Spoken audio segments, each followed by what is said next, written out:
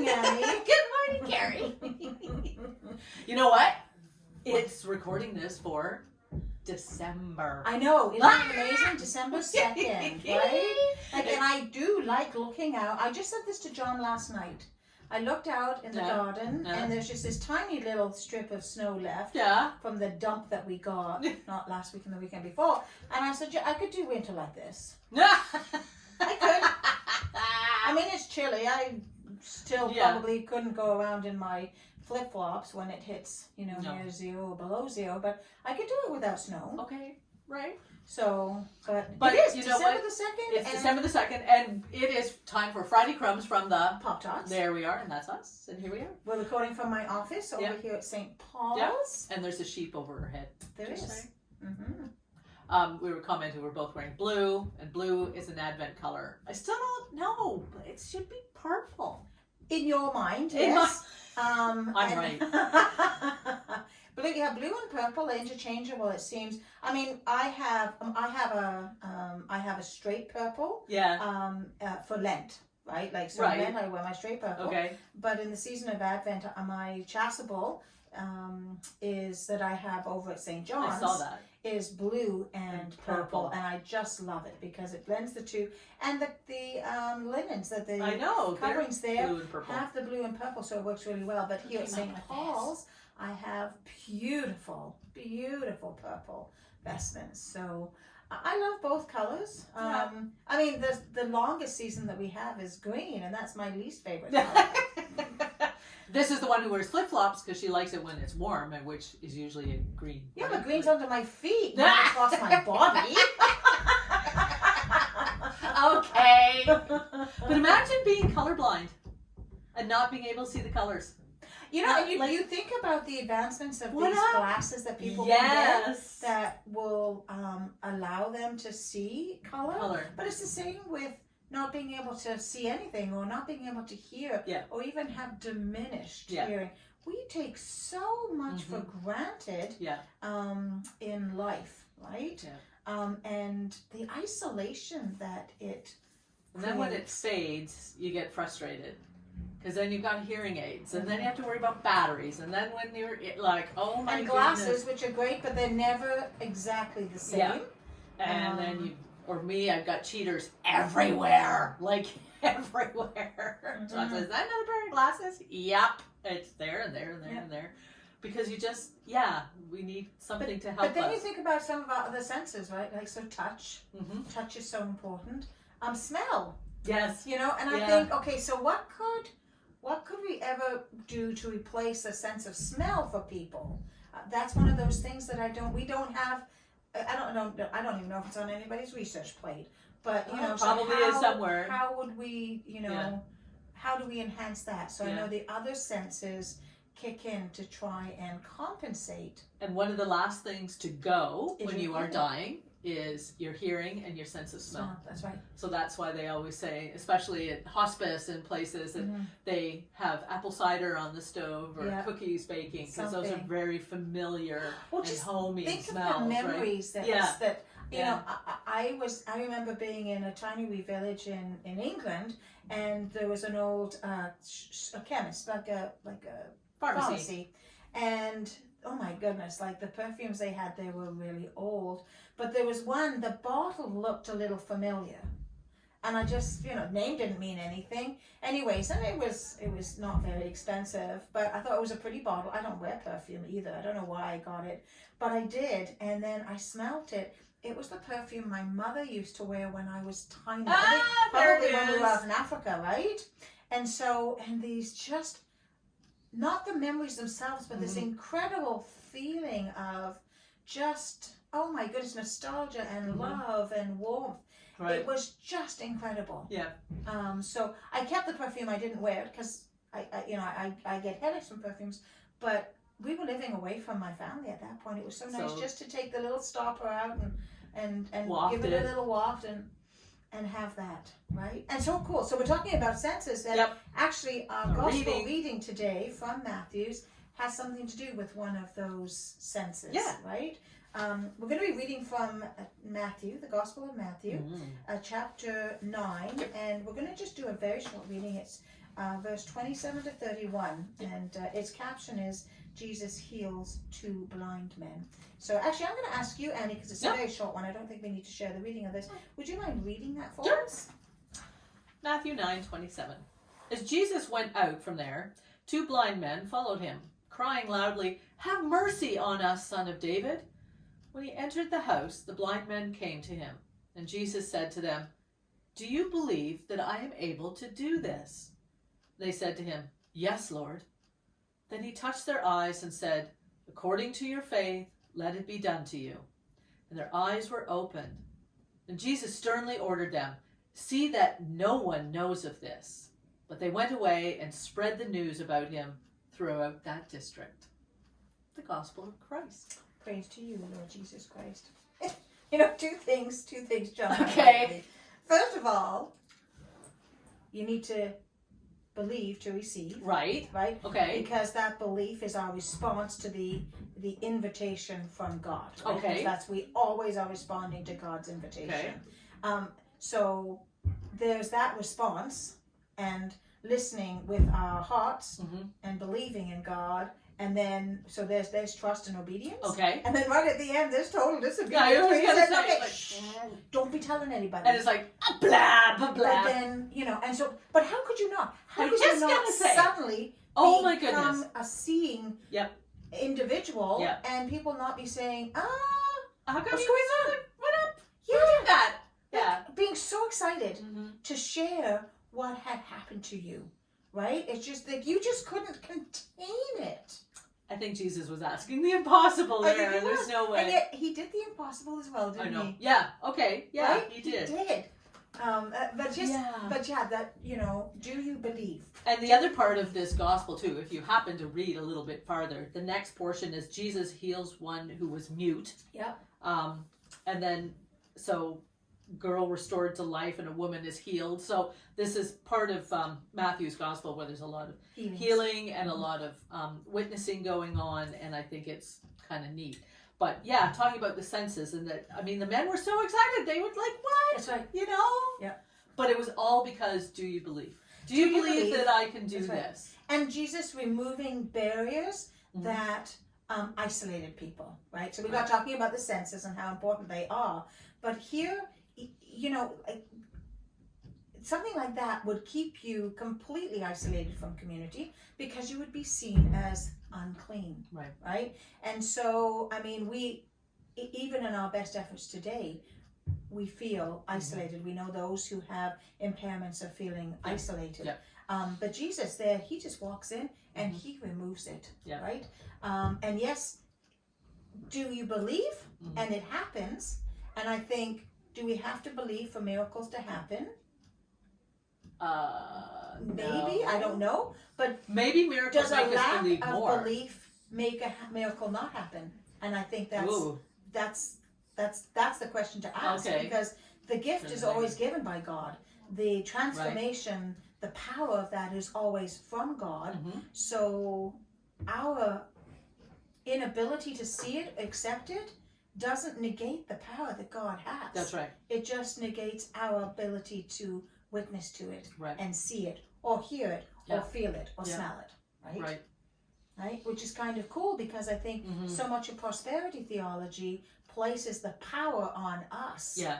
Whereas power is on the God. Power is always on God. And the invitation is for us to see and be aware, acknowledge, and witness to the miraculous power. But then, why did Jesus say, don't tell anybody? I don't know. Isn't that interesting? Because that bugs me, right? Like it should be, you just healed 2 blind men. They've been blind. We don't know if they've been blind forever. Whatever reason. They are now sighted. And he says, but don't tell anybody about it. Like, how often have we had something amazing happen to us or it's been really cool? We talk it up, right? Like that's, you know, passive advertising. It's like, there's no billboards on that. It's like, you need to go there because it's simply awesome and it was great, right? Super. But he's saying, no, don't do that. Just keep it quiet. So is that because he's in the, you know, that he's getting a lot more focus from the Pharisees and the Sadducees and the Roman power is getting more and more nervous about him? Was it just because Jesus was not wanting a whole lot of attention on himself, because he didn't do this to have people recognize his power, or but simply get paid for it, right? Or get paid. Because that was the other reason. You paid something and you got something in return, right? And he just gave it. And the cost of that was the belief. Right. Right? Which is, you can't put a monetary value on that. No. So I think that might have been one of the reasons he said, no, don't tell anybody, because... Yeah.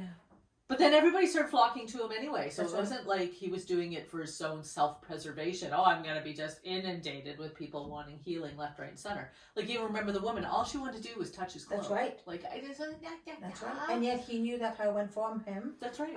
And he didn't turn people away. No. Right? But I think that's part of the paradigm, the paradoxical relationship that we have, that our relationship with Christ is a very personal, intimate relationship, but it also can't be lived out or expressed without community.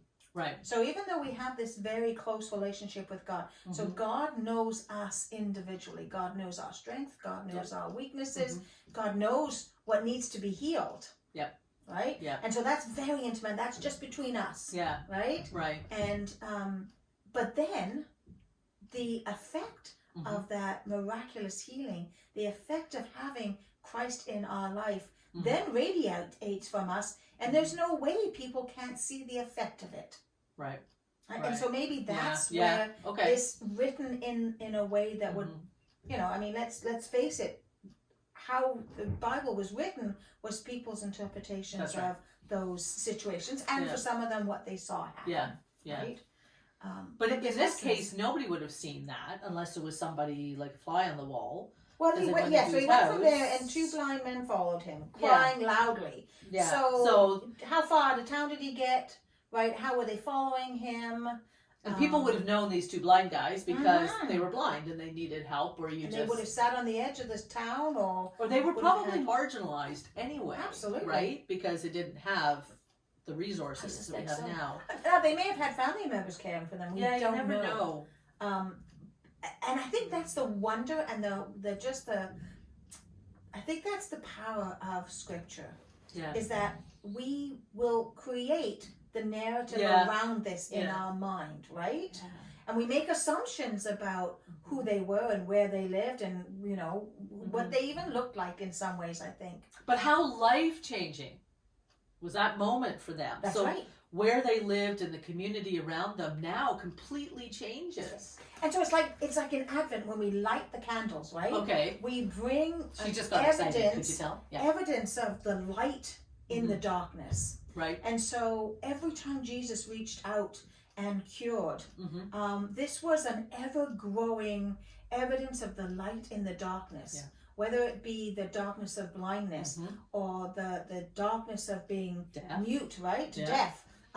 For hemorrhaging, from being dead. Yeah. Like, Jesus goes all the way. It's kind of dark. Yeah. Dark is, it's right? dark there. And so in this season of Advent, where we see the gradual building of light, the light coming into the world, that light then glows, and it can't be hidden. Right. And so even though they weren't supposed to tell anybody, the miraculous evidence of their healing just flew. Right. And so in our lives, how are we touched by the miraculous hand of God? And do we witness to that by words, or is it that people around us see that change? Okay. Right? My favorite saying from St. Francis of Assisi, that we share the gospel every day, and when necessary, use words. Yeah. Right? So we witness by our words, but we also witness by the changes that people can see in us that we don't articulate through verbally. Yeah. It shines. Right? I think I hope you've all met somebody who is so steeped in their belief and in their awareness of the grace of God in their lives that somehow that light it shines. It shines and it warms you. Yeah. And I think that's something that these gospel makes you think a little bit, again talking about the senses and that what we don't have, and then we're given something, and in this case these men were given the gift of sight by somebody.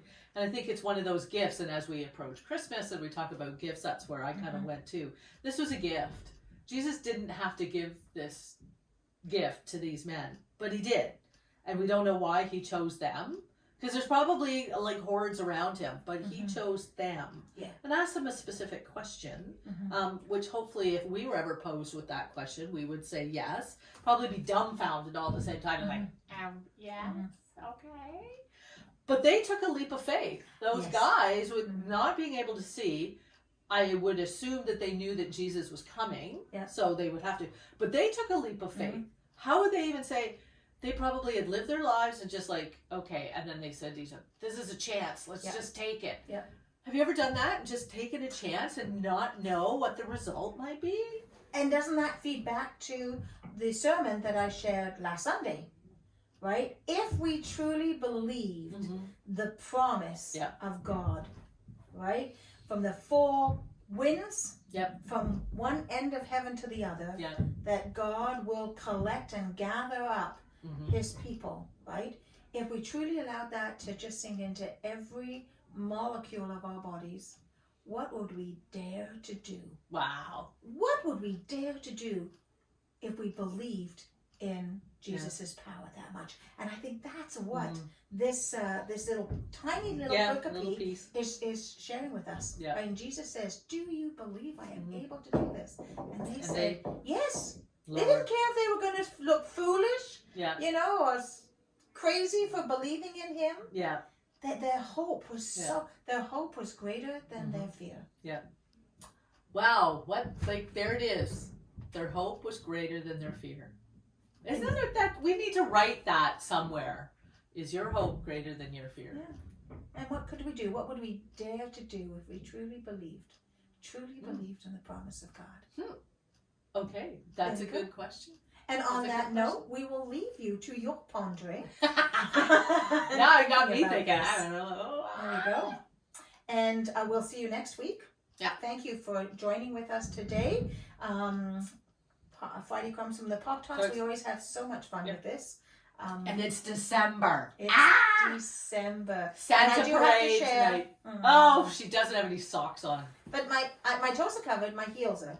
Oh, man. Yeah, because there's no snow, so you're not slogging through it. Santa parade tonight in Southampton. Absolutely. Yep. Giving out candy canes. Yeah, giving out candy canes. Got to come by. We're going to ring the bell when Santa comes. We're going to have so much fun. We're going to have fun. We don't know about the rest of y'all. And we, what? Okay, just wait and see what might mean on Friday. Come on out and find out. Now I'm intrigued. I don't know. All right, well, till we see you, take care. God bless. Stay safe. Bye-bye now. Bye.